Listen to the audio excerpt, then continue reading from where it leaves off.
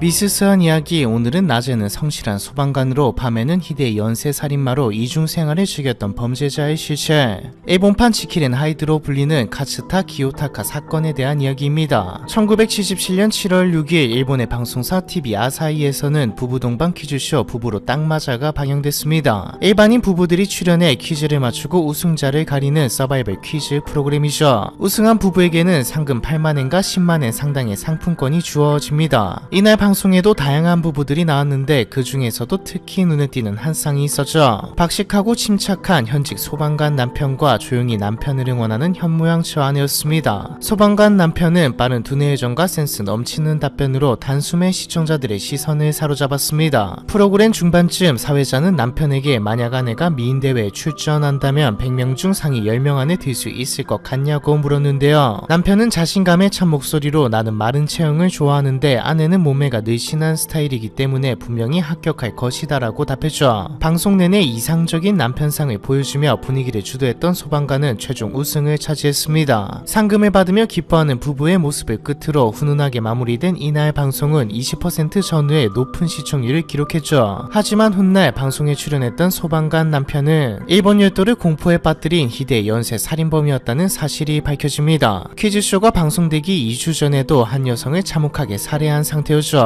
다정한 남편이자 성실한 소방관의 가면을 쓴 살인마의 이름은 카츠타 기요타카였습니다. 카츠타는 1948년 8월 29일 작은 시골 마을의 한 농가에서 장남으로 태어났습니다. 집안 형편이 비교적 여유로워 부족함 없이 성장했음에도 불구하고 어릴 때부터 남의 물건을 훔쳐 어른들에게 자주 혼이 나곤 했죠. 고등학생이 되면서 관악부 동아리 활동을 시작했는데 부잣집 동급생이 부원들에게 돈을 펑펑 쓰며 환심을 사자 질투심에 눈이 멀어 남의 식권을 훔쳐서 나눠주다가 적발되기도 했습니다. 동아리에서 쫓겨난 후 학교 생활에 흥미를 잃은 카츠타는 오토바이 절도, 빈집털이, 퍽치기 등 각종 범죄에 빠져들기 시작했죠. 그리고 끝내 한 여성을 오토바이로 쫓아가 몽둥이로 머리를 가격하고 가방을 훔쳐 달아난 혐의로 체포되어 오사카 소년원에 수감되기에 이릅니다. 카츠타는 소년원에서 퇴소한 뒤 한 살 어린 여성과 교제를 시작했습니다. 사랑에 깊이 빠져서 20살 나이에 결혼까지 결심했죠. 하지만 여성의 부모는 소년원 출신과 결혼시킬 수 없다며 결혼을 반대했습니다. 이에 질세라 카츠타의 부모까지 여자 쪽 집안이 가난하다는 이유로 결혼을 만류하고 나섰죠. 부모님의 거센 반대에 부딪힌 두 사람은 오사카로 도망쳐 동거를 시작했습니다. 카츠타는 집안에 손을 벌리지 않고 운송회사에 취직해 스스로 돈을 벌면서 자리를 잡기 위해 노력했고 그 결과 양가 부모님의 승낙을 받아 정식으로 결혼식을 올릴 수 있게 되었죠. 머지않아 두 아들도 태어났고요. 불량했지만 어린 시절부터 머리가 비상했던 카츠타는 1971년경 23세 나이에 소방관 시험에 합격했습니다. 합격 통보를 받은 직후 소년범 출신이었다는 과거를 숨긴 사실이 드러나자 가장으로서 생계를 책임지기 위해 어쩔 수 없이 거짓말을 한 것이라고 변명했죠. 다행인지 불행인지 전과가 드러난 이후에도 별다른 징계 조치 없이 소방관으로 일할 수 있었습니다. 1970년대 일본은 버블 시대에 막 진입한 시기였습니다. 고도의 경제 발전으로 기업들의 소득이 상승하고 자연스럽게 일자리도 넘쳐나던 시기였죠. 분위기가 이렇다 보니 일반 기업보다 상대적으로 급여가 낮고 업무량이 많은 공무원은 인기가 없었습니다. 특히 소방관, 경찰, 자위대 등 위험 직군은 만성적인 인력 부족에 시달렸죠. 때문에 어느 정도의 결격 사유가 있어도 채용에 관대했던 것입니다. 어렵사리 소방관이 된 후 카츠타는 남들이 하기 싫어하는 일도 도맡으면서 근면 성실하게 일했습니다. 업무 능력도 출중해 전국 소방경연대회에서 2년 연속 입상했으며 20회 이상 표창장을 수상했죠. 직장에서의 평판은 늘 좋았지만 겉모습만 멀쩡해 보일 뿐 뒤에서는 불륜을 즐기고 분수에 맞지 않는 사치를 부리면서 이중적인 생활을 즐기고 있었습니다. 카츠타는 늘 소방관 월급으로는 꿈도 못 꿀 명품 시계나 의류를 가지고 있었습니다. 여자 관계도 복잡했는데 애인이 자주 바뀌었으며 그때마다 비싼 선물을 바치곤 했어요. 당연히 공무원 월급으로는 해픈 씀씀이를 도저히 감당할 수 없었습니다. 부족한 생활비를 채우기 위해 여기저기서 돈을 빌려 쓰기 시작하면서 빚도 눈덩이처럼 불어났죠. 장거리 운송 아르바이트를 병행하며 뒤늦게 수습에 나섰지만